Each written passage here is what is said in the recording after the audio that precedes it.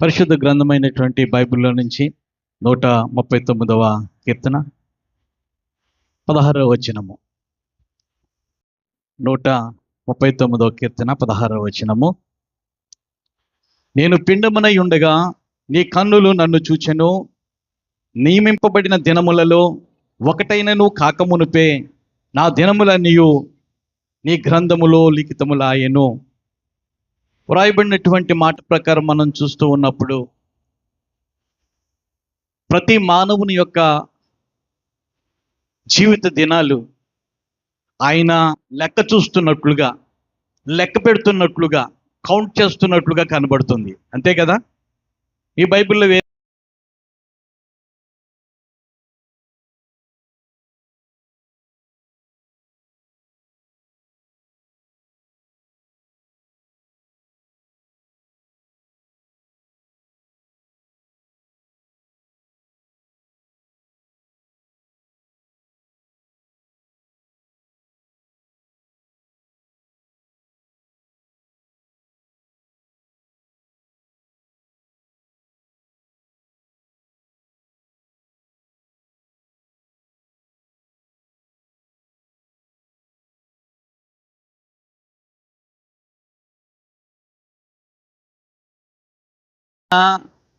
ఆలోచన ప్రకారము మనం చూస్తున్నప్పుడు సంవత్సరాలు చెప్పనవసరం లేదు. ఆయన మన దినాలు ఇప్పటికి నేను 21,406 దినాలు, నేను 21,406 దినాలు ఈ రోజు నాటికి నేను నా యొక్క జీవిత దినాలు ఆ విధంగా ఆయన లెక్క గడతాడట. మరి మీ జీవిత దినాలు అంటే భూమి మీద నా తల్లి కన్నప్పటి నుంచి నేను లెక్క గడితే ఇన్ని దినాలు వచ్చాయి. ఒకవేళ ఆయన నన్ను పిలిచి జీవన్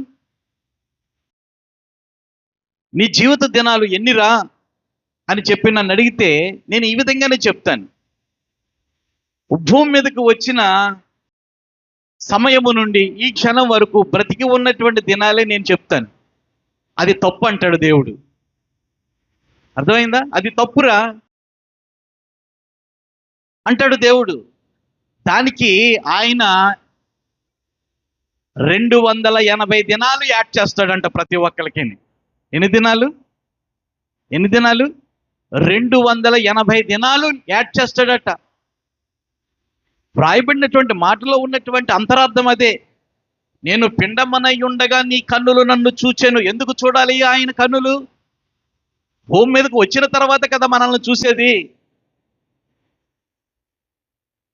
పుట్టినప్పుడు కదా మనల్ని చూసేది. కానీ పిండములో ఉండగా, మరి తల్లి గడుపులో నేను ఎన్ని నెలలు ఉన్నాను? నేను చెప్పండి, ఎన్ని దినాలు ఉన్నాను? నేను ఎన్ని వారాలు ఉన్నాను? 40 వారాలు ఉన్నాను. అంటే 9 నెలల 10 దినాలు. 9 నెలల 10 దినాలు అంటే 280 దినాలు. అవి కలుపుకొని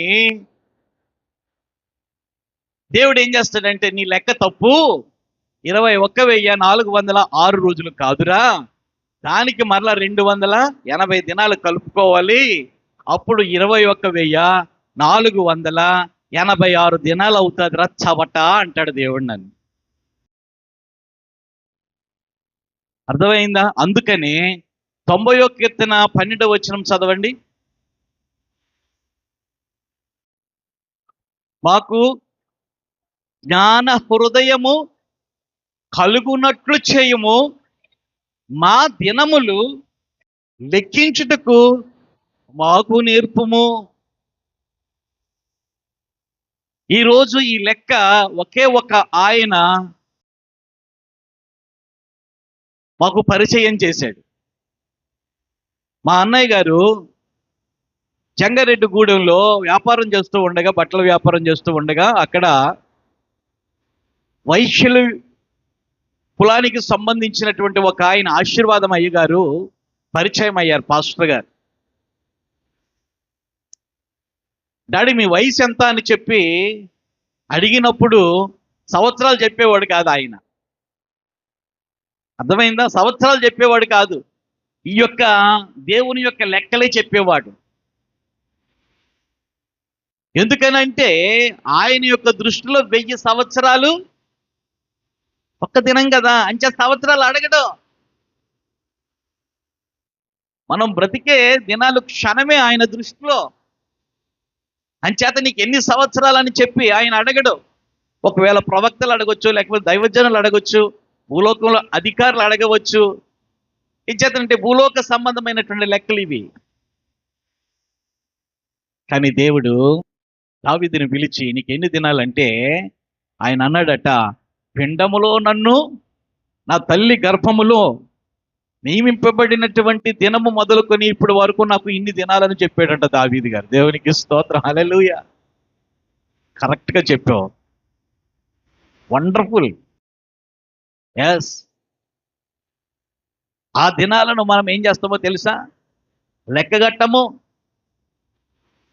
ప్రియులు నిద్రించుచుండగా, తన ప్రియులు నిద్రించుచుండగా ఆయన వారికి ఇచ్చుచూ ఉన్నాడు. ఏమిటి ఇచ్చుచున్నాడు? గర్భఫలం ఇచ్చుచూ ఉన్నాడు. తల్లి గర్భమును నీడగా ఆశ్రయించే ఆ పిండము బ్రతికింది 9 నెలల 10 దినాలు, అయితే 40 వారాలు. అది ఈ పుట్టికకు సంబంధించినటువంటిదే కదా. మనిషి యొక్క లెక్కలోనికి రావా అవి? అంటే మనిషి ప్రత్యక్షంగా కనబడితేనే లెక్కించాలా? కాబట్టి దేవుని యొక్క లెక్క ప్రకారం మనం చూస్తూ ఉన్నప్పుడు ఇక్కడ ఎంత ఖచ్చితంగా దేవుని యొక్క ఆత్మ రాశాడో చూడండి. ఎంత అద్భుతమైనటువంటి మాట.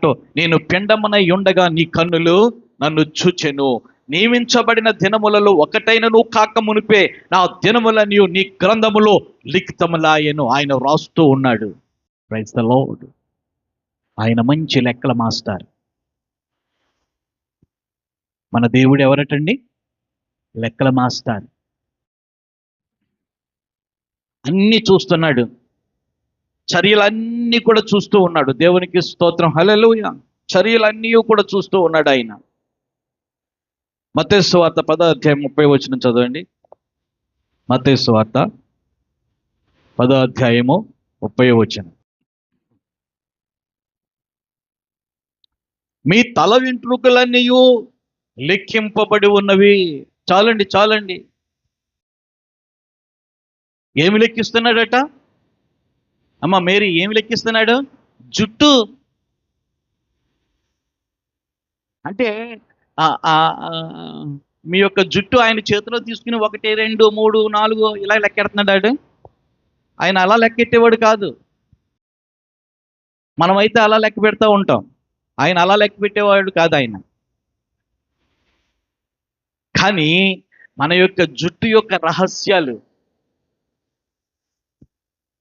అర్థమైందా? మన యొక్క జుట్టు యొక్క రహస్యాలు, మన తల వెంట్రుకలు ఎన్ని ఉన్నాయి, ఎన్ని రాలిపోతున్నాయి, ఎన్ని వస్తున్నాయి అని చెప్పి ఆయన ఏం చేస్తున్నాడంట?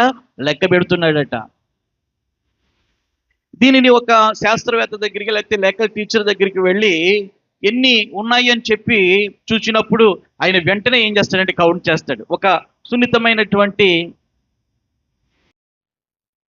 పరికరాన్ని బట్టి ఏం చేస్తాడంటే ఈ యొక్క తల వెంట్రుకకు అన్ని లెక్క పెట్టడు. ఏం చేస్తాడంటే ఒక గ్రాఫ్ కాగితం ఉంటుంది, లెక్కల్లో ఒక గ్రాఫ్ కాగితం ఉంటుంది. సెంటీమీటర్కి గళ్ళు ఉంటాయి అన్నమాట. సెంటీమీటర్కి గళ్ళు ఉంటాయి. ఆ సెంటీమీటర్ గళ్ళు చూస్తున్నప్పుడు మళ్ళీ దాంట్లో 10 గళ్ళు ఉంటాయి. ఆ పేపర్ ఇలా కనిపించి ఎంత వ్యాసార్థం వస్తుందో నా యొక్క పుర్రే, ఆ యొక్క పుర్రులో ఉన్నటువంటి ఆ గ్రాఫ్ ఆ సెంటీమీటర్కి ఉన్నటువంటి 10 గళ్ళల్లో ఒక గడికి సంబంధించి ఎన్ని వెంట్రుకలు ఉన్నాయో లెక్క పెడితే మొత్తం లెక్క కట్టుకుని ఏం చేస్తాడండి? వెంటనే చెప్పేస్తాడు. ఈ మాస్టర్ చెప్పే దానికంటే తండ్రి అయినటువంటి దేవుడు ఏం చేశాడట? మన తల వెంట్రుకలను కూడా ఆయన ఏం చేస్తున్నాడు? లెక్కగడుతూ ఉన్నాడు. దేవునికి స్తోత్రం, హల్లెలూయా. కీర్తనల గ్రంథం చూడండి, 139 18వ వచనము. వాటిని లెక్కించదని అనుకుంటున్నా, అవి ఇసుక కంటేను ఎక్కువ, లెక్క కంటే ఎక్కువగా ఉన్నాయంటే, లెక్కకు ఎక్కువై ఉన్నవి. మనం లెక్క పెట్టలేం. ఈ యొక్క తల వెంట్రుకలను మనం లెక్క పెట్టలేం. కానీ దేవుడు ఏం చేస్తున్నాడంటే లెక్క పెడుతున్నాడంట. ప్రతిదీ కూడా ఆయన చేసినటువంటి బొమ్మలు మనం, ఆయన నిర్మించినటువంటి బొమ్మలు మనము. ఆయన యొక్క నిర్మాణంలో అనేక రకాలైనటువంటి అవయవాలను కూర్చి ఆయన ఏం చేశాడంటే, ఈ యొక్క ఆకృతిని దేవుడు ఏం చేశాడంటే మనలో పొందుపరిచాడు. ఆయన నిజమైనటువంటి వైద్యుడు, ఆయన నిజమైనటువంటి చిత్రకారుడు, ఆయన నిజమైనటువంటి కుమ్మరి. పుట్నోట్లో చదువుతూ ఉన్నప్పుడు చూడండి, పుట్నోట్లో చదవండి. ఒక్కటైనను కాక మునిపే నా అవయవములు దినదినము నిరూపించుచూ ఉండగా అవన్నీ నీ గ్రంథములో లిఖితములాయను. అవయవాలను కూడా ఏం చేస్తున్నాడంట ఆయన లెక్క గడుతున్నాడంట. అవయవాలన్నీ కూడా. నాది హీరో ప్లెజర్ ఉంది కదా, హీరో ప్లెజర్ ఉంది బండి నాది, స్కూటీ. ఆ స్కూటీకి ఏ పార్ట్ని ఎలాగ పిలుస్తారో ఒకసారి యూట్యూబ్లో చూశాను. బండి వేసాడు, అక్కడ పార్ట్లు పెట్టాడు. ఆ పార్ట్లను ఏ విధంగా పిలుస్తారో నేను చూచినప్పుడు, ఓహో, మనం మెకానిక్ దగ్గరికి వెళ్ళేసరికి ఈ పార్ట్ పోయింది, ఈ పార్ట్ పోయిందని చెప్పి మనము ఎక్స్ప్లెయిన్ చేయొచ్చు, ఇలా తెలుసుకుని అని చెప్పి నేను చూచినప్పుడు నిజానికి ఆ పార్ట్లు ఏంటో మనకు తెలియదు. అలా చూచిన తర్వాత కొంచెం బ్రెయిన్కి ఆ పార్ట్లు ఏంటో నాకు తెలిసినాయి. అవి ఎలాగ మెకానిజం చేయాలో నాకు తెలిసినాయి, ఎలా పిలవాలో నాకు తెలిసినాయి. అలాగునని మనలో నిర్మించబడినటువంటి అవయవాలకు లెక్కగట్టాడంట ఆయన. ఎంత ఉండాలి, ఎంత పరిమాణం ఉండాలి మెదడు, ఎంత సైజు ఉండాలి గుండె, ఎంత సైజు ఉండాలి కిడ్నీ, ఎంత సైజు ఉండాలి ఊపిరితిత్తులు, ఎంత శాతం ఉండాలి బ్లడ్, ఎంత పొడవు ఉండాలి నరాలు, ఎంత వెయిట్ ఉండాలి కండరాలు. ఇవన్నీ కూడా ఆయన ఏం చేశాడంటే నిర్మాణం వెనకాల ఆయన గ్రాఫ్ వేసుకుని ఏం చేశాడో తెలుసా, మనిషికి నిర్మించటము జరిగింది. ప్రతి అవయవము కూడా. నేను ఒక విషయము తెలియపరచాలని అనుకుంటున్నాను. ఇక్కడ మగవాళ్ళకి ఈ కాయ కొంచెం ఎత్తుగా ఉంటుంది కదా, ఇక్కడ ఈ గొంతుకు దగ్గర ఈ కాయ ఎత్తుగా ఉంటుంది. అసలు ఆ కాయని ఏమంటారో తెలుసా? ఈ కాయని ఏమంటారు?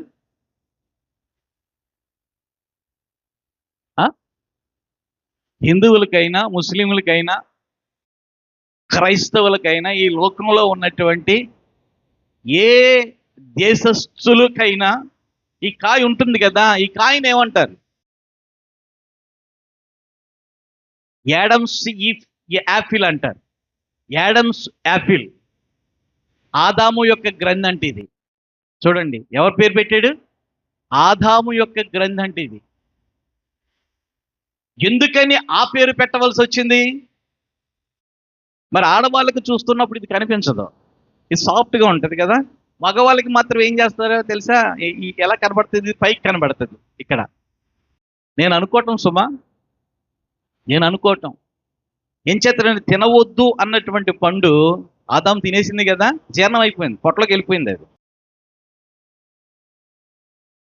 ఎలాగ నువ్వు తినేసావు కదంటే నేను తినేస్తానని చెప్పి తినబోతూ ఉండి గుట్టకేస్తున్న సమయంలో దేవుడు పిలిచాడంట.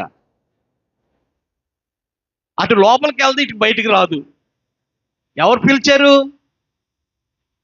ఎవరు పిలిచారు? అదనమాట. ఇప్పుడు మా డేవిడ్ గారు ఉన్నాడు, పంచదార సీసా దగ్గరికి వెళ్ళి పంచదార నోట్లో వేసుకున్నాడు. ఏంట్రా వేసుకున్నావు అని చెప్పేసి గట్టిగా అడిగాను అనుకో, ఉయ్యలేడు మింగలేడు, అంతే కదా. ఉయ్యలేడు మింగలేడు, మాట రాదు.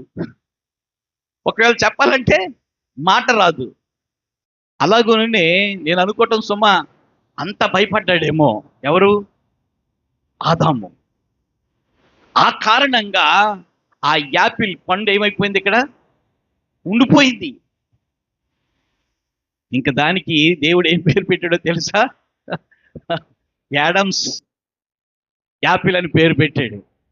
కాబట్టి ప్రతి దానికి కూడా దేవుడు ఏం చేశాడంటే ఒక్కొక్క పేరు, ఒక్కొక్క అవయవానికి ఒక్కొక్క పేరు పెట్టి దానిని లెక్కించి మనిషిలో ఏం చేశాడంటే కనెక్ట్ చేశాడు. దేవునికి స్తోత్రం. హల్లెలూయా. మత్తయి సువార్త 12వ అధ్యాయం చూడండి, 36వ వచనం. 12:36. దేవుని పిల్లలమైనటువంటి మనం చాలా జాగ్రత్తగా ఉండాలి.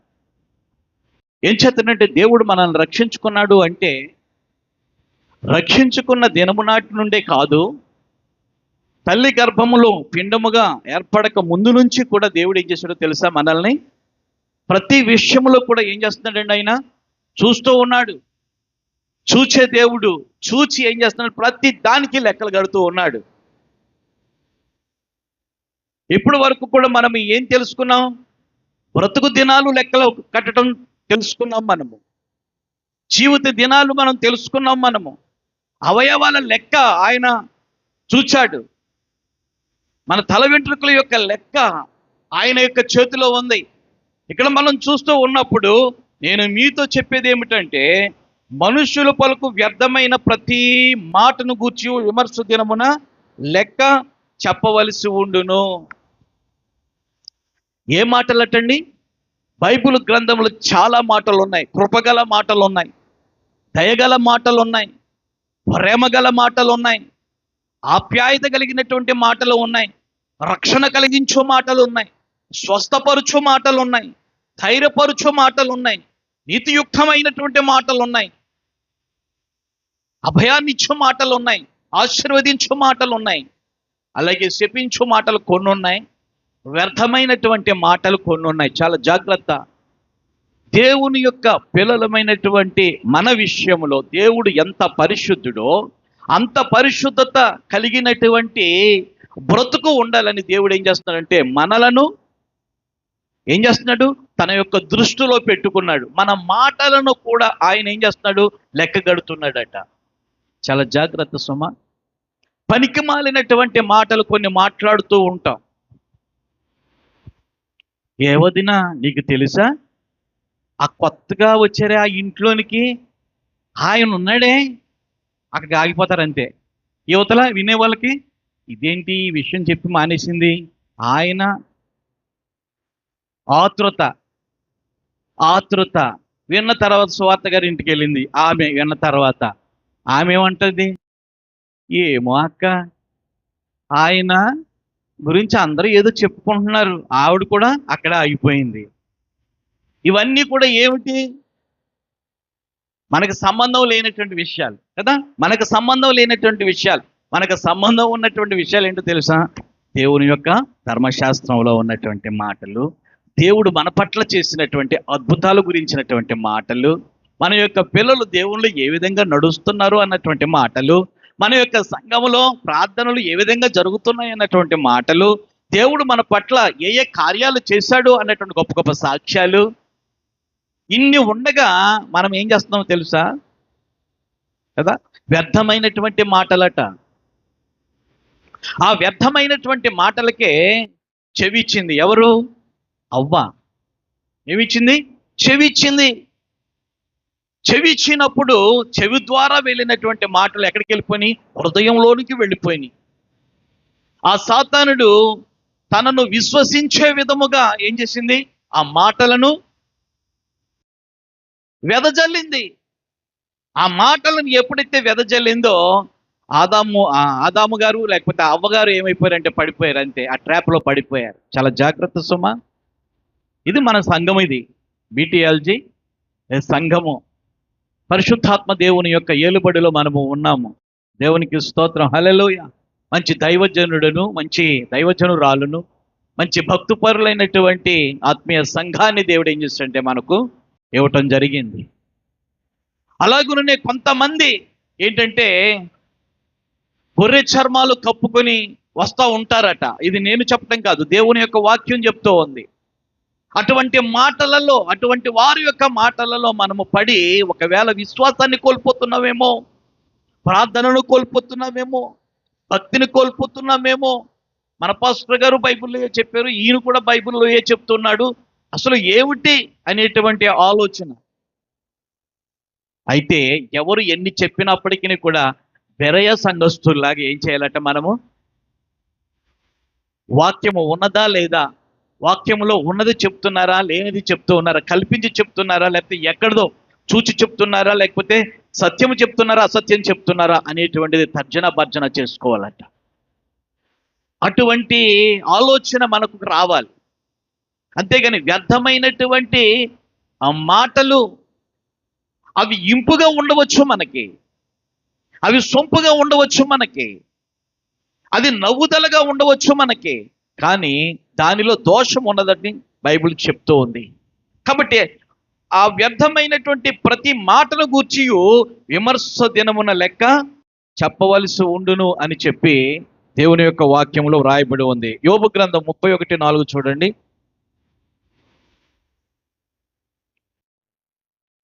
యోబు గ్రంథం 31:4. స్తోత్రం. ఆయన నా ప్రవర్తనను ఎరుగును గదా, నా అడుగు జాడలన్నిటినీ లెక్కించును గదా. హల్లెలూయా. ఏమి లెక్కిస్తాడట? అడుగులు, మనం వేసే అడుగులు, అక్రమమైనటువంటి అడుగులా సక్రమమైనటువంటి అడుగులా? అక్రమమైనటువంటి అడుగులా? క్రమంగా వేస్తున్నామా? దేవుని యొక్క సన్నిధికి రావడం విషయంలో క్రమంగా వేస్తున్నామా అడుగులు, లేకపోతే వంకరగా వేస్తున్నామా? అడుగు జాడలను కూడా ఏం చేస్తున్నాడంట ఆయనకు తెలుసు. దేవునికి స్తోత్రం. హల్లెలూయా. నీటిలో వాడ జాడ మనకు తెలుస్తుందా?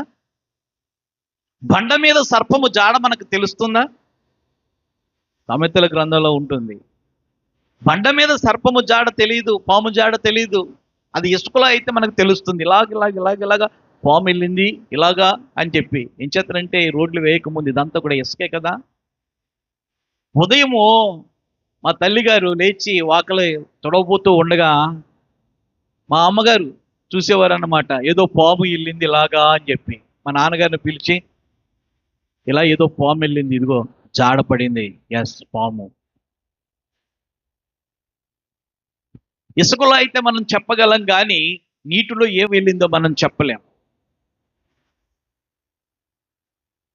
అంతరింద్రియాలను పరిశోధించి పరిశీలన చేసి పరీక్షించే దేవుడికి మాత్రమే తెలుసు. దేవునికి స్తోత్రం. హల్లెలూయా. కాబట్టి ఇక్కడ మనం చూస్తూ ఉన్నప్పుడు నా అడుగు జాడలన్నిటినీ, అర్థమైందా? పాలు త్రాగుతూ అనుకుంటుందట పిల్లి, నన్ను ఎవరు చూడలేదులే. ఏం చేత తన తలకాయ ఎక్కడుంది? ముంతలో ఉంది. బాడీ అంతా పైన ఉంది, కానీ ముంతలో పెట్టినటువంటి ఆ తలకాయలో వచ్చినటువంటి ఆలోచన నన్నెవరు చూడలేదులే. దేవుని పిల్లలమైనటువంటి మన యొక్క ఆలోచనలు కూడా అలాగున్నాయేమో ఒకవేళ, కానీ లెక్కగట్టే లెక్కల మాస్టారు మన దేవుడు. ఆమేన్. అర్థమైందా? మన యొక్క జీవితాలను, మన యొక్క జీవితంలో జరుగుతున్నటువంటి చర్యలను అన్నిటినీ కూడా లెక్కలు గడుతూ ఉన్నటువంటి వాడు. హల్లెలూయా. కారణం ఏంటంటే,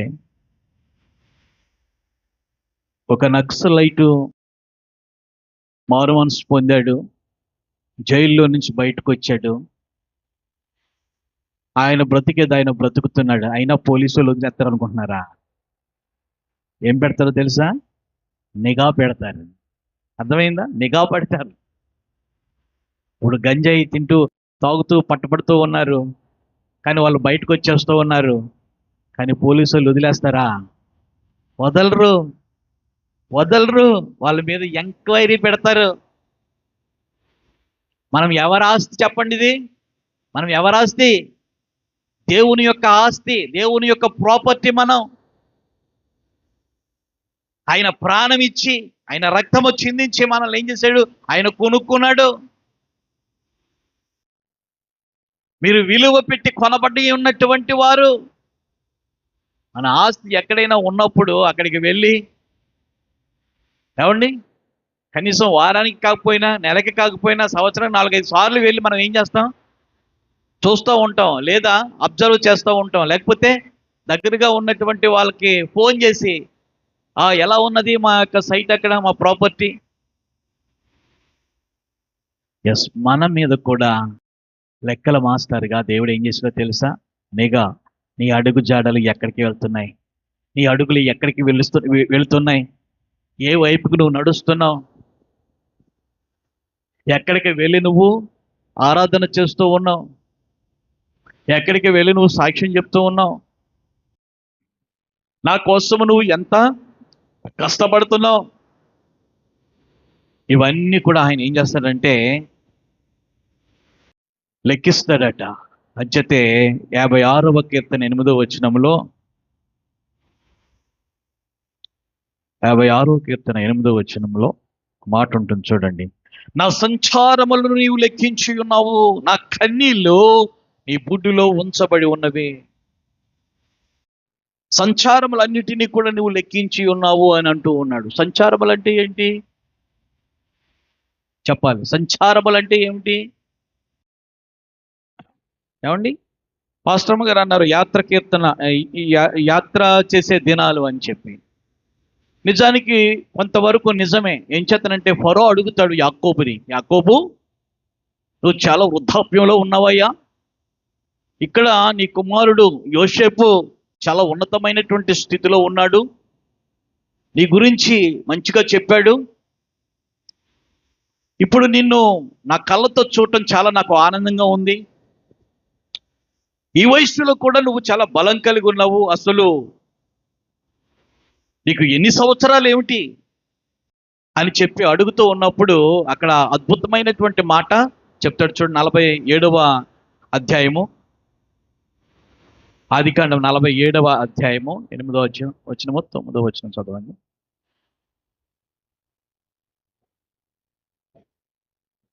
నీవు జీవించు ఉన్నటువంటి సంవత్సరాలు ఎన్ని అని యాకోబును అడిగినప్పుడు, యాకోబు చూడండి, నేను యాత్ర చేసిన సంవత్సరాలు 130, నేను జీవించిన సంవత్సరాలు కొంచెముగాను దుఃఖ సహితముగాను ఉన్నవి. ఇప్పుడు చూడండి, సంచారములు అనేటువంటివి చూస్తూ ఉన్నప్పుడు ఏమండి, మన యొక్క బ్రతుకులు సుఖ దుఃఖాలు ఉంటాయి. మనిషి యొక్క జీవితంలో సుఖ దుఃఖాలు ఉంటాయి. కొన్ని సుఖాలు ఉంటాయి, కొన్ని దుఃఖాలు ఉంటాయి. ఆ రెండు కలిస్తేనే జీవితం. అంతేగాని ఎప్పుడు కూడా మల్లెపూలతో వేయబడినటువంటి రహదారిగా ఉండదు మన యొక్క జీవితం. కొన్నిసార్లు ములులు కూడా ఉంటాయి. కొంతమంది మాట్లాడుతున్నటువంటి మాటలు కఠినమైనటువంటి మాటలు వినవలసి వస్తుంది. కొన్నిసార్లు అదే నోరు సున్నితమైనటువంటి ఆశీర్వాద వచనాలు కూడా పలుకుతూ ఉంటారు, అవి కూడా వినవలసి వస్తూ ఉంటాయి. కాబట్టి మన యొక్క జీవితము సుఖ దుఃఖములతో కూడుకున్నటువంటిది. దీనినే సంచారము అంటారు. అది భక్తునికి కావచ్చు, భక్తులు కానటువంటి వారికి కావచ్చు, విశ్వాసులకి కావచ్చు, అవిశ్వాసులకి కావచ్చు.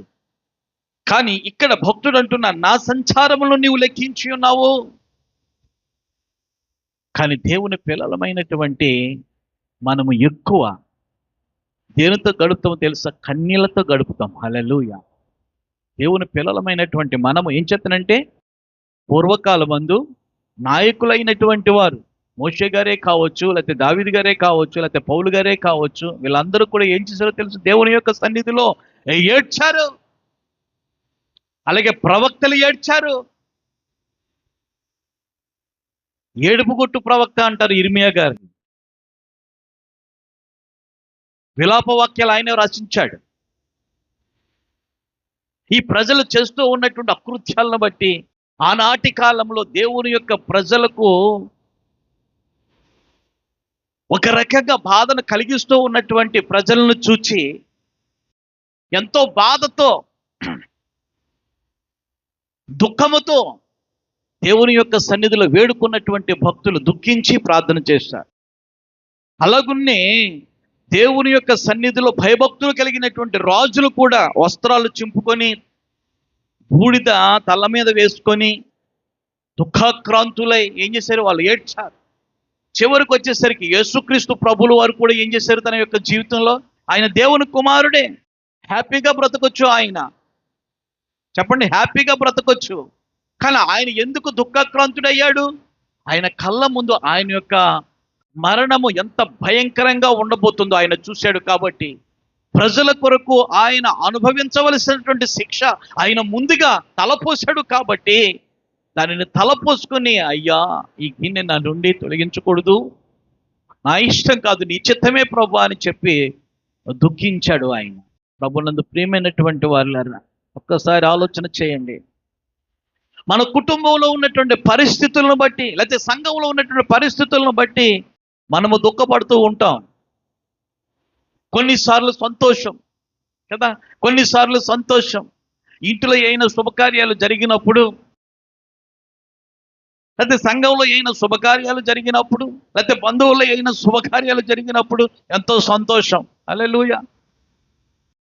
కాబట్టి వీటిని దేవుడు ఏమంటున్నాడంటే సంచారం, ఈ సంచారములు మన సంచారములు. హల్లెలూయా. మన సంచారములు. ఆయన ఏం చేస్తున్నాడంట? నీ యొక్క జీవితంలో ఎన్ని రోజులు నువ్వు దుఃఖించావో, ఎన్ని రోజులు నువ్వు రోగంతో ఉన్నావో, ఎన్ని రోజులు నువ్వు అప్పులతో ఉన్నావో, ఎన్ని రోజులు నువ్వు శ్రమపడి జీవించావో, ఎన్ని రోజులు దరిద్రంతో నువ్వు బాధపడ్డావో, ఎన్ని రోజులు దురాత్మలతో నువ్వు శోధించబడ్డావో, ఇవన్నీ కూడా సంచారములే. అర్థమవుతుంది కదా? ఇవన్నీ కూడా సంచారములే మనిషి యొక్క జీవితంలో. అలాగే మాధుర్యమైనటువంటి ఘట్టాలు, హల్లెలూయా, అవి కూడా దేవుడు ఏం చేస్తాడంట? కొలుస్తాడంట, లెక్కగడతాడంట. అంచేతే నా సంచారమును నీవు లెక్కించి ఉన్నావు. దేవునికి స్తోత్రం. హల్లెలూయా.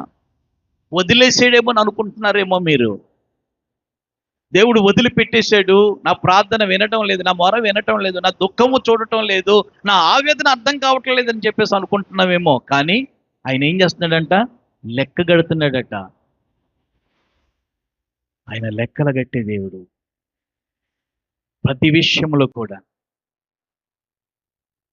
ప్రతి విషయంలో కూడా లెక్కలు గట్టి ఏం చేస్తాడు ఆయన?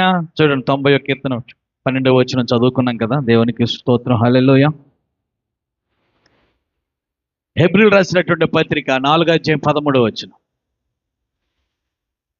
హెబ్రీ 4:10 చూడండి.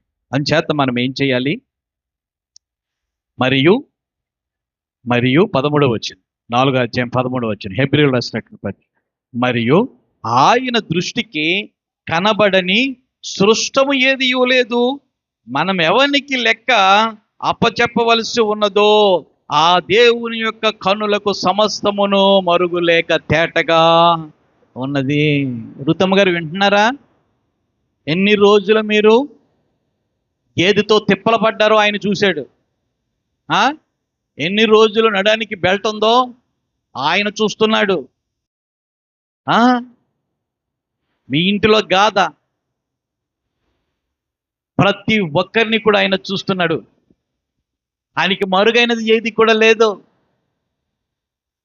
ఎవరు నన్ను పట్టించుకోవట్లేదని అనుకుంటున్నారేమో, కానీ దేవుడు నీ ఎడల ప్రేమ కలిగి నువ్వు ఎంత బాధపడుతున్నావు, ఎంత సంతోషంగా ఉన్నావో లెక్కలు కడుతున్నాడు. హల్లెలూయా. అంచేతే ఇక్కడ వ్రాయబడినటువంటి మాట భక్తుడు అంటూ ఉన్నాడు కదా, ఆయన దృష్టికి కనబడిన సృష్టం అనేటువంటిది ఏది లేదు, మనం ఎవరికి లెక్క అప్పచెప్పవలసి ఉన్నదో ఆ దేవుని యొక్క కన్నులకు సమస్తమును తేటగా కనబడుతూ ఉన్నాయి. కాబట్టి దేవుడు మనకి ఇచ్చినటువంటి రక్షణను బట్టి, అర్థమైందా? దేవుడు మన పట్ల చూపినటువంటి వాత్సల్యతను బట్టి ఆయన రాకడ పర్యంతము కూడా మనం ఎలా జీవించాలి? నమ్మకస్తులుగా జీవించాలి. హల్లెలూయా. ఎలా జీవించాలి? నమ్మకస్తులుగా జీవించాలి. ఆయనకి మనము లెక్క అప్పచెప్పాలి. మత్తయి సువార్త 25:19 వచనం.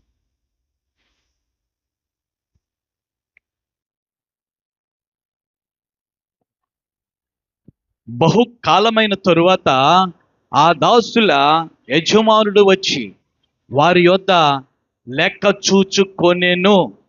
5 తలాంతులు తీసుకున్నవాడు మరి 5 తలాంతులు తెచ్చి, అయ్యా నీవు నాకు 5 తలాంతులు అప్పగించితివే, ఇవియుగాక మరి 5 తలాంతులు సంపాదించి తిని అని చెప్పాను. అతని యజమానుడు, బలా నమ్మకమైన మంచి దాసుడా, నీవు ఈ కొంచెములో నమ్మకముగా ఉంటివి, నిన్ను అనేకమైన వాటి మీద నియమించదను, నీ యజమానిని సంతోషములో పాలు పొందుమని అతనితో చెప్పాను. అలాగే 2 తలాంతులు తీసుకున్నవాడు వచ్చి, అయ్యా నీవు నాకు 2 తలాంతులు అప్పగించితివే అనియు గాక మరి 2 తలాంతులు సంపాదించి తిని అని చెప్పాను. అతని యజమానుడు, బడా నమ్మకమైన మంచి దాసుడా, నీవు ఈ కొంచెములో నమ్మకముగా ఉంటివి, నిన్ను అనేకమైన వాటి మీద నియమించెదను, నీ యజమానిని సంతోషములో పాలు పొందుమని అతనితో చెప్పెను. తరువాత 1 తలాంతు తీసుకున్నవాడును వచ్చి, అయ్యా నీవు విత్తని చోట కోసేవాడవనియు, చల్లని చోట పంట కూర్చుకునేవాడవనియు, కఠినాత్ముడు అని నేను ఎరుగుదును గనుక నేను భయపడ్డాను, వెళ్ళాను, నీ తలాంతును భూమిలో పాతి పెట్టాను, ఇదిగో నువ్వు తీసేసుకో.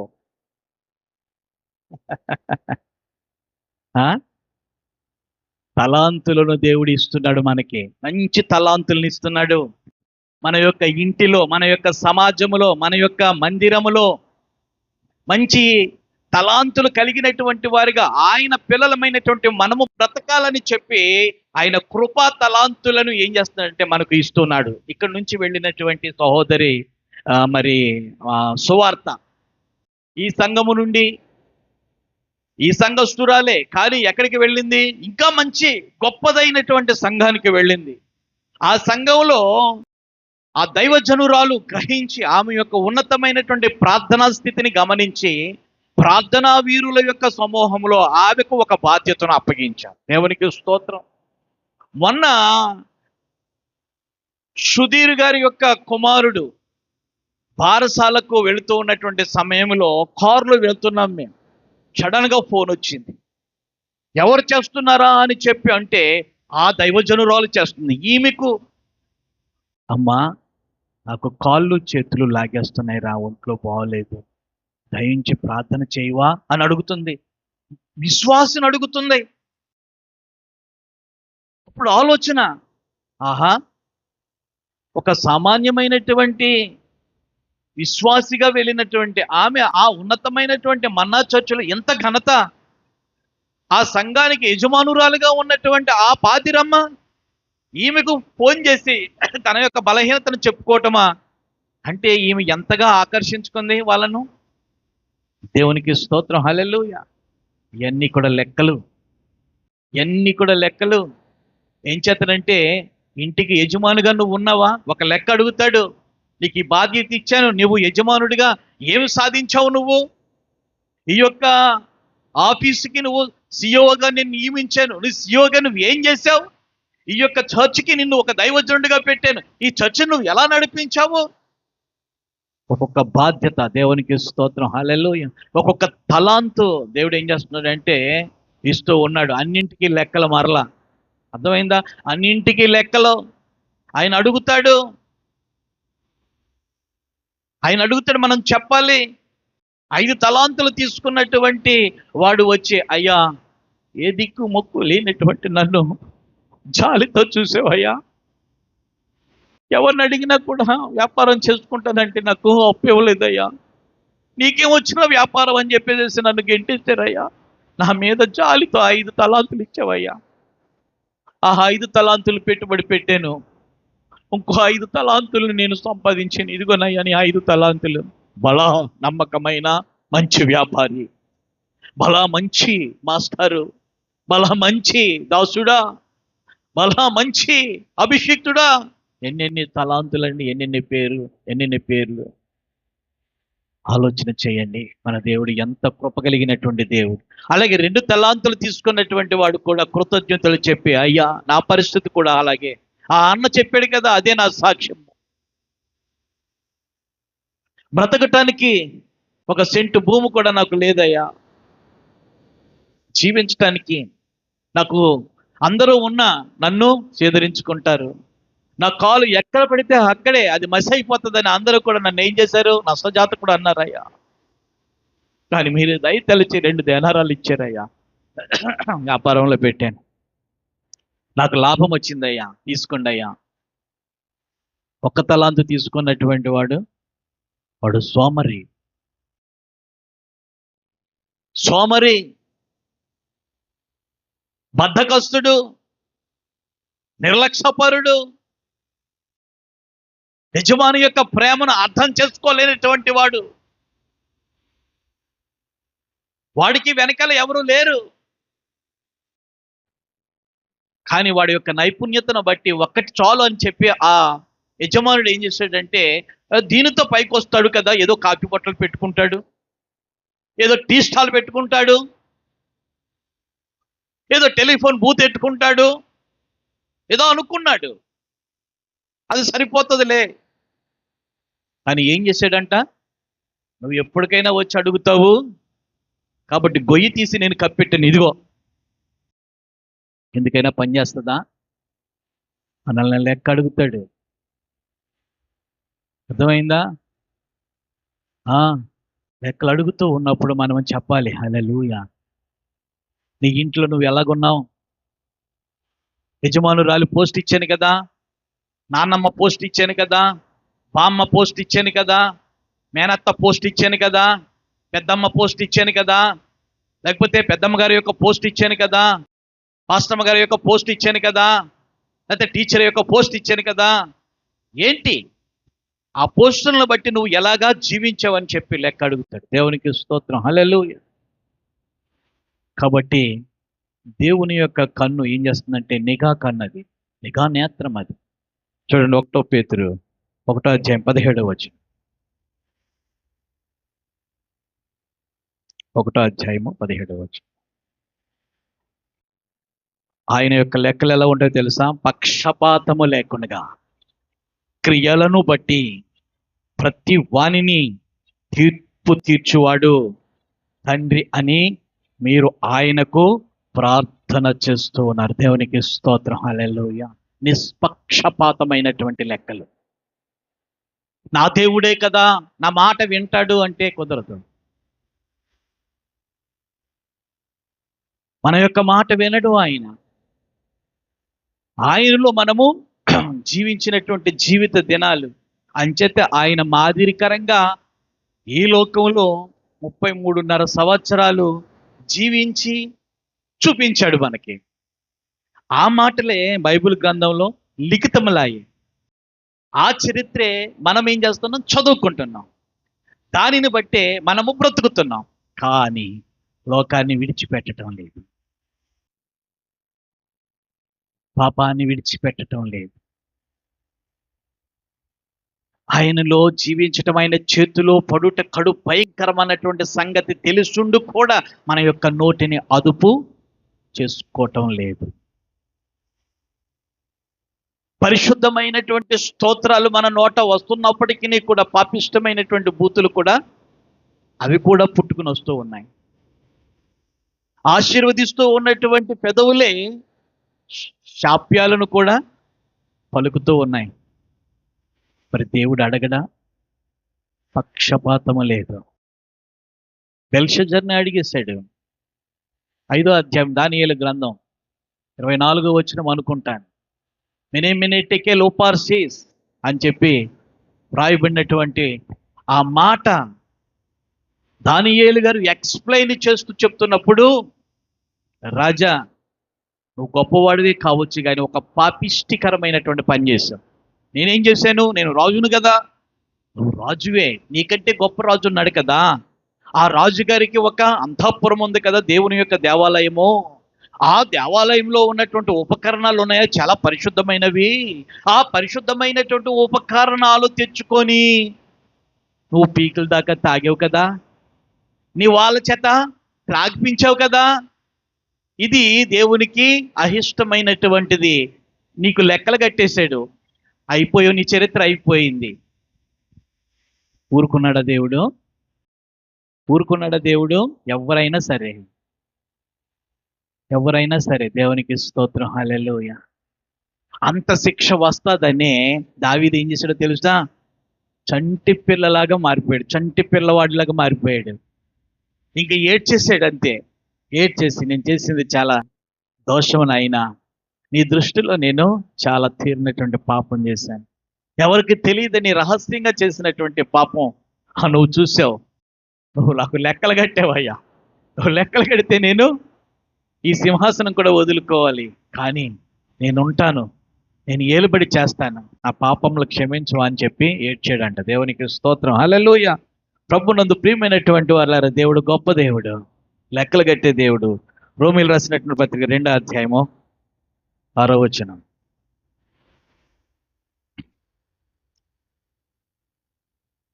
ఆయన ప్రతి వానికి వాని క్రియల చొప్పున ప్రతిఫలము ఇచ్చిన. చాలండి. వాని క్రియల చొప్పున ఏం చేస్తాడట? ప్రతిఫలం ఇస్తాడట. హల్లెలూయా. సుజ్ఞానమ్మ గారు ఏం చేస్తాడు? ప్రతిఫలం ఇస్తాడు. ఎవరి క్రియలను బట్టి? వాని క్రియలను బట్టి. అంతే. వాని క్రియలను బట్టి వ్యక్తిగతంగా ఏం చేస్తానంటే, ఒక రాజుగారి దగ్గరికి 3 యవ్వనస్తులు వెళ్ళారట. అయ్యా, మేము చాలా చదువుకున్నటువంటి వాళ్ళం, బ్రతకటానికి మాకు ఏదైనా పని అప్పగించండి అయ్యా, నమ్మకంగా చేస్తామని చెప్పి రాజుగారి దగ్గరికి వెళ్ళి అడిగితే అక్కడ ఉన్నటువంటి మంత్రిని పిలిచాడట. మంత్రి, ఇలారా, 3 సంచులతే ఈ 3కి ఇయ్యి అన్నాడట. మంత్రి గారు వచ్చారు. 3 సంచులు చాలా పెద్దవి అన్నమాట, బస్తాలు. ఈ 3కి ఇవ్వటం జరిగింది. అన్నాడంట 3కి కూడా. ఈ దగ్గరగా ఒక అడవి ఉంది, అడవికి వెళ్ళి మీరు ఏం చేస్తారంటే ఫలాలు తీసుకుని రండి అన్నాడట. ఏమన్నాడండి? మీరు ఫలాలు తీసుకుని రండి. ఇప్పుడు 10 అయ్యింది టైము, ఉదయం 10 అయ్యింది. సాయంత్రం 6-7 గంటల మధ్య మీరు ఇక్కడ ఉండాలి. నేను మీకు ఏం చేస్తాను? జాబ్ ఇస్తాను అని చెప్పి అన్నాడట. ఎందుకయ్యా మీరు ఇలా చేస్తున్నారంటే, మీరు జాబ్ కోసం వచ్చారు కదా, మీరు జాబ్ కోసం వచ్చారు, నేను జాబ్ ఇవ్వాలి కదా. కాబట్టి నేనేం చేశానంటే, మీకు ఇంటర్వ్యూ ఇది, ఈ సంచులు ఇచ్చాను కాబట్టి మీరు ఏం చేస్తారంటే ఫలాలు తీసుకుని రండి. అప్పుడు దాంట్లో 3 కలిసి వెళ్ళారట. 3 కలిసి వెళ్ళారట. వెళితే దాంట్లో ఒక ఆయన చాలా లోపలికి వెళ్ళిపోయాడు. చాలా లోపలికి వెళ్ళిపోయి అన్ని రకాలైనటువంటి ఫలాలు కోసి, ఫలాలు అంటే ఏంటి? పక్వానికి రానటువంటివి, దోరగా ఉంటాయి కదా, దోరగా ఉంటాయి. ఒక వారం 10 రోజులలో పక్వానికి వచ్చేవన్నీ కూడా చాలా శ్రేష్టమైనటువంటివి కోసి బ్యాగులో వేసుకున్నాడు, వచ్చేస్తున్నాడు. 2 ఆయన అంత దూరం వెళ్ళాలా ఏంటి? ఇక్కడ మనకు కనపట్టలేదు ఏంటి? ఈ యొక్క అడవిలోన చెట్లు అంత లోపలికి ఎందుకు? ఏదైనా పులులు ఉంటాయి, ఏదైనా జంతువులు ఉంటాయి, ఏదైనా సర్పాలు ఉంటాయి, నేను ఇక్కడే ఉంటాను సోదరా, నువ్వు వెళ్ళు అని చెప్పేసి ఫస్ట్ ఆయన పంపించేశాడు. 2 ఆయన ఏం చేస్తున్నాడో తెలుసా? మనము మోసుకుని వెళ్ళినటువంటి బరువే చూస్తాడు, కానీ ఫలాలు చూస్తాడు ఏంటి ఆయన అని చెప్పేసి చెట్టెక్కి కొయ్యి లేక పడిపోయినటువంటి కిందవే ఏం చేశాడట? ఏరుకుని ఆ సంచిలో వేసుకుని ఏం చేశాడు? మూటగట్టేశాడు. ఇంకా 3వ వాడు ఉన్నాడు కదా, వాడేం చేశాడో తెలుసా? ఒకే రకానికి సంబంధించినటువంటివి, ఒకే రకానికి సంబంధించినటువంటి కాయలు ఏం చేశాడు? కోసుకుని వచ్చాడు. ఒకే రకానికి సంబంధించినటువంటి ఫలాలు కోసుకుని వచ్చాడు. చాలా ముగ్గుపోయినటువంటి రాజుగారికి చాలా ఇష్టం కదా అని చెప్పేసి చాలా పక్వానికి వచ్చేసినవి తీసుకుని వచ్చాడు. ఈ 3 కూడా టైం అయింది. సరే, మనకి 6-7 గంటల మధ్య టైం ఇచ్చాడు కదా, రాజుగారికి కనిపిందామని చెప్పేసి ఇలా 3 కూడా వచ్చారు, నిలబడ్డారు. మంత్రి, ఇలా రా. సరే, ఇలా 3 వచ్చారు కదా, ఈ 3ని జైల్లో పెట్టు అన్నాడట. ఏమన్నాడు? ఈ ముగ్గురిని కూడా జైల్లో పెట్టు, 1 నెల దినాలు వీళ్ళు ఎక్కడ ఉండాలి? జైల్లో ఉండాలి. వెంటనే మంత్రి గారు ఏం చేశారంటే, అబ్బాయి నీ బ్యాగ్ తీసుకో, నడు జైల్లో. ఎన్నాళ్ళు ఉండాలి? 1 నెల ఉండాలి. ఒరే అబ్బాయి, నువ్వు ఏరుకున్నటువంటి పళ్ళు ఈ యొక్క బస్తా తీసుకుని నువ్వు నడు. ఒరే అబ్బాయి, నువ్వు కూడా నడు. వేరు వేరు సెల్లో పెట్టారు. ఇప్పుడు చూడండి, ఒక పరీక్ష వాళ్ళకి. రాజు ఏం చేశాడు తెలుసా? ఒక పరీక్ష పెట్టాడు. ఆ పరీక్షలో ఎవరు నెగ్గుతారో తెలుసా? ఎవరు నెగ్గారు అనుకుంటున్నారు మీరు? చెప్పండి. కారు అడవుల్లోనికి వెళ్ళిపోయి, లోపలికి వెళ్ళిపోయి, ఒక వారం 10 రోజుల తర్వాత పక్వానికి వస్తాయి మంచి శ్రేష్టమైన అన్ని రకాలైనటువంటి పళ్ళు ఏరుకుని వచ్చాడే. అతను ఏం చేస్తున్నాడంటే రోజు కూడా తన యొక్క పళ్ళు తాను తింటూ ఉన్నాడంట. దేవునికి స్తోత్రం, హల్లెలూయా. ఏం చేస్తున్నాడు? తన పళ్ళు తాను తింటున్నాడంట. ఆ నెలలకి సరిపోయినాయి ఆ పళ్ళు. ఆరోగ్యంగా ఉన్నాడు. రెండో వాడు ఏం చేశాడో తెలుసా? చెట్టు ఎక్కకుండా బద్దకొస్తుడు వీడు. ఏం చేశాడో తెలుసా? కింద పడి ఉన్నటువంటివే ఫలాలన్నీ కూడా ఏరుకున్నాడు కదా, దాంట్లో పుచ్చులు, సచ్చులు, కుళ్ళులు నాగిపోయి ఉంటాయి కదా, అవే తిన్నాడు. ఒక వారం రోజులు తినేసరికి ఏమైపోయిందో తెలుసా? వీడికి మోషన్ సట్టుకున్నాయి. ఇలా ఉన్నటువంటి మనిషి ఎలాగైపోయాడు? బక్క చిక్కిపోయాడు. సరే, వీడిని ప్రక్కన పెడదాం. ఇంకా లాస్ట్ అండ్ ఫైనల్. అయ్యో, ఈ పళ్ళే మనం తినవలసి వస్తుందని చెప్పేసి అనుకోలేదాడు. ఏమనుకున్నాడు? ఈ రాజుగారి దగ్గర ఉన్నటువంటి సైనికులు తింటారు, మనం ఏరుకుని వెళ్ళినటువంటి పళ్ళు మనకు రావు అని చెప్పి ఏం చేశాడంటే ఒకే జాతికి సంబంధించినటువంటి పళ్ళు ఏరుకున్నాడు.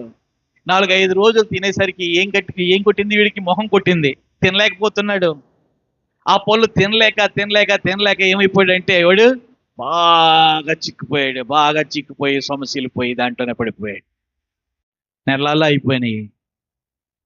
అయిపోయిన తరువాత మంత్రి గారిని పిలిచారు. ఆ ముగ్గురిని తీసుకుని రా అనేసరికి ఒక ఆయన టీవీగా వస్తున్నాడు సెల్లో నుంచి. ఒక ఆయన్ని మంచం మీద మోసుకుని వస్తున్నారు. ఒక ఆయన్ని కట్టేసి మోసుకుని వస్తున్నారు.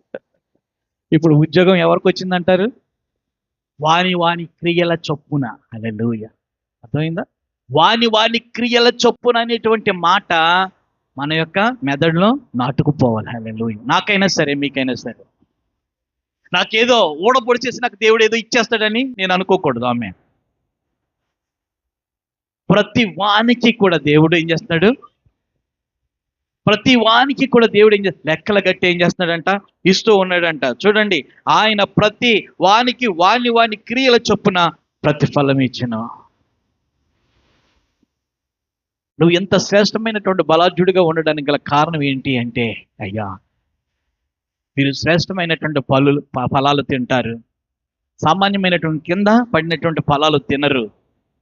అన్ని రకాల అన్ని జాతుల యొక్క అన్ని రుచులు కూడా మీరు చూస్తారు. కాబట్టి నేనేం చేశానంటే త్వరగా పక్వానికి వచ్చేవి తీసుకుని రాలేదు. ఒక వారం, ఒక 10 రోజులు, ఒక 15 రోజుల తర్వాత ముగ్గటానికి సిద్ధంగా ఉన్నవన్నీ కూడా శ్రేష్టమైనవి నేను కోసి చాలా అడవిలోకి దూరంగా వెళ్ళి, మరి పాములు ఉంటాయి కదరా, జంతువులు ఉంటాయి కదరా, అయ్యా మీ గురించి నేను ఆలోచించాను కానీ నా గురించి నేను ఆలోచించలేదు. అలా నమ్మకమైనటువంటి మంచి దాసుడా, నీదేరా ఈ యొక్క సంస్థానం. ఈ మంత్రి స్థానంలో నువ్వు ఉంటావు. ఎంత శ్రేష్టమైనటువంటి జాబ్ పొందుకున్నాడు. మిగతా ఇద్దరు ఏమైపోయారు? వాళ్ళకి ఆ పరిస్థితి వస్తుందని తెలియదు. ధనవంతునికి ఆ పరిస్థితి వస్తుందని తెలియదు. ఎప్పుడు తెలిసింది? పాతాళంలో పడ్డ తరువాత, అగ్నిగుండంలో కాలుతూ ఉన్నప్పుడు. అయ్యా అబ్రహమా, నాకు ఇంకా 5 సోదరులు ఉన్నారు, దయించి ఇక్కడి నుంచి ఒక్కరిని పంపించవా, వాలంటీర్గా, మిషనరీగా పంపించయ్యా. అక్కడ వాళ్ళు ఇక్కడికి, ఇక్కడ వాళ్ళు అక్కడికి రావటానికి వీలు లేదు. అక్కడ ఉన్నారులే ప్రవక్తలు అయినటువంటి వాళ్ళు, దైవజనులు అయినటువంటి వాళ్ళు అక్కడ ఉన్నారులే, వాక్యం చెప్పే బోధకులు అక్కడ ఉన్నారు.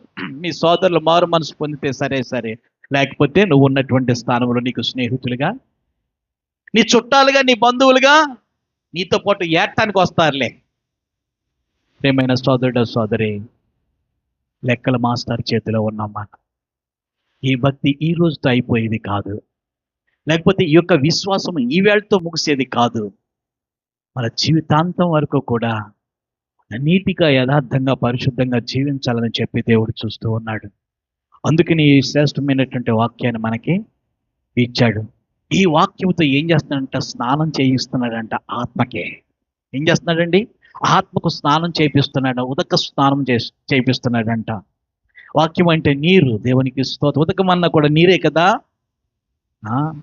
ఈరోజు దేవుడు ఏం చేశాడంటే, మీ యొక్క జీవిత దినాలు ఎన్ని అంటే నాలా చెప్పగలరా మీరు? ఈ రోజుకి నా దినాలు ఎన్నో తెలుసా? 21,486 రోజులు. హల్లెలూయా. కాబట్టి సంవత్సరాలు అడగడు. ఏం చేతనంటే ఆదాము గారు కూడా రోజుల్లోనే బ్రతికాడు. మెతుషెలా గారు కూడా రోజుల్లోనే బ్రతికాడు. మనం సంవత్సరాలని అనుకుంటాం. ఏం చేతనంటే భూలోక లెక్కలను బట్టి మనం ఏం చేస్తామంటే 969 సంవత్సరాలు మెతుషెలా బ్రతికాడని చెప్పి లెక్కలు కడతాం. కానీ దేవుడు ఏం చేస్తాడో తెలుసా? దినాల్లోనే చూస్తాడు. హల్లెలూయా. రోజుల్లోనే చూస్తాడు. కాబట్టి ప్రియమైనటువంటి వాళ్ళరా, దేవునికి భయపడుతూ దేవుని యొక్క సన్నిధిలో మన యొక్క రక్షణ జీవితాన్ని కాపాడుకొని ఆయనకు ఇష్టమైనటువంటి వారిగా మనం జీవిద్దాం. దేవుడు వాక్యాన్ని దీవించును గాక.